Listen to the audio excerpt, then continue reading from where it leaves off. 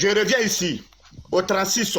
Ce nom Moussada, Abdallah ibn Zaïd a dit, j'ai vu le messager d'Allah prier le jour de la conquête de la Mecque, alors que ses sandales se trouvaient sur où? Dans son pied, où c'était où? Gauche. Plus à gauche. Mais où est le problème? En fait, le Je viens là.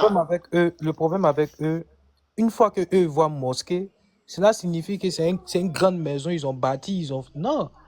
En fait, ils savent pas qu'en réalité, mais que toute la terre même est une mosquée pour le prophète. Du fait que Allah, du fait que même Allah, parce que le mot qui a été utilisé, Majid, signifie cette mosquée. Mais la mosquée a une signification qui signifie lieu de prière, lieu de prosternation. Alors que le prophète est dit, parmi les 5 choses qui lui ont été données, toute la terre était, qu'on appelle ça un lieu de prière, qu'on appelle ça des prières. Donc toute la terre est une mosquée.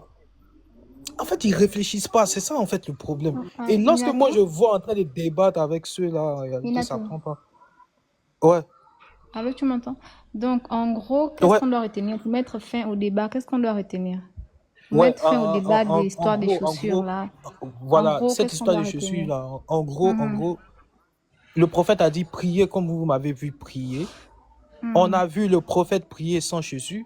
C'est fini. Ralas. On peut prier sans chaussures. On peut prier avec chaussures. Du fait qu'on a vu le prophète prier avec chaussures et sans chaussures. Voilà. C'est fini. Laurent, tu peux prier avec ta chaussure à une condition. J'ai un meilleur son. Ok, On rentre pas dans la mosquée avec chaussures payées à tapis dedans. Aïe, c'est fini. Ouais. Et en plus, Shirama! regardez les frères, je parle surtout pour toi, Laurent. On est bien d'accord que Oppresseuse apprend un hadith où le prophète sallallahu alayhi wa sallam, il dit, différenciez-vous des juifs. Eux, ils prient sans leurs chaussures, alors priez avec vos chaussures. Et le prophète sallallahu alayhi wa sallam, il a dit ça par rapport aux juifs, ce qu'ils faisaient à son époque. Il dit aussi dans un autre hadith, différenciez-vous des juifs, eux se laissent pousser la moustache, vous taillez vos moustaches. Déjà de 1. Aujourd'hui là, si regarde, cette parole-là, selon un là, cette parole-là, elle est éternelle. C'est-à-dire le prophète, il a dit quelque chose, on doit se différencier des juifs. C'est-à-dire en tout temps, on doit se différencier des juifs. Maintenant, aujourd'hui là, les juifs, tu verras, ils prient tous avec leurs chaussures. Du coup, si on doit se différencier des juifs, qu'est-ce qu'on doit faire nous? Hein, Orti, Lorraine. Ahmed, je vais répondre. Ahmed, si tu prends dans ton livre là-bas, ils ont mis là-bas chaussons. Dans ton livre là, il faut prendre le même hadith qu'il a pris là, le 53, ils ont mis chaussons. Ils ont dit, eux, ils prient avec les chaussures, nous, on prie avec nos chaussons. Regarde là-bas. Et maintenant, quand il dit, les juifs laissent pousser leurs moustaches, vous, taillez-vous les moustaches. Maintenant, le musulman qui laisse pousser sa moustache là, est-ce qu'il va aller en enfer? Non, en fait, c'est des trucs, c'est tellement bête que je comprends pas pourquoi, en fait, ils veulent le truc. Parce que si on va dans leur sens, le sens de dire, oui, là-bas, votre prophète, il a donné un ordre. Dans Matthieu 5, 24, 5, 44 que j'ai donné, Jésus, il donne un ordre. Bénissez ceux qui vous maudissent. Faites du bien à ceux qui vous haïssent. Du coup, les chrétiens, ils doivent faire quoi? Si on doit avoir la même compréhension que eux. Hein? Ils doivent nous faire du bien à nous.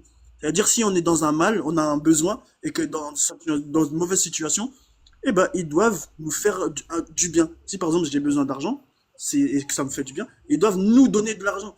En fait, c'est tellement bête comment ils réfléchissent. Enfin, désolé, mais c'est pas logique comment ils réfléchissent, en fait. C'est pas, tu vois. Ali, tu sais, le problème c'est quoi? Moi, je connais trop mes gars. Ce sont mes gars. Parce que c'est moi qui monte dans les panels. Je les connais trop. Tu comprends? C'est les gars, c'est quoi? Tu vois là, il dit que ce que le prophète dit, c'est ce qu'on doit faire. C'est ça, non? Mais lorsque on débattait sur le sujet des idoles, sur le sujet des pratiques, écoutez bien, hein?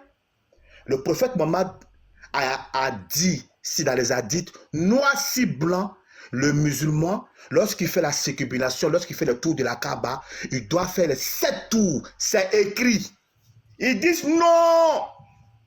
Faut me montrer où c'est Abraham qui a fait les 7 tours. On ne veut pas la parole du prophète Mohammed. Je ne sais pas si vous vous souvenez. On a fait des mois dans ça. C'est écrit noir si blanc.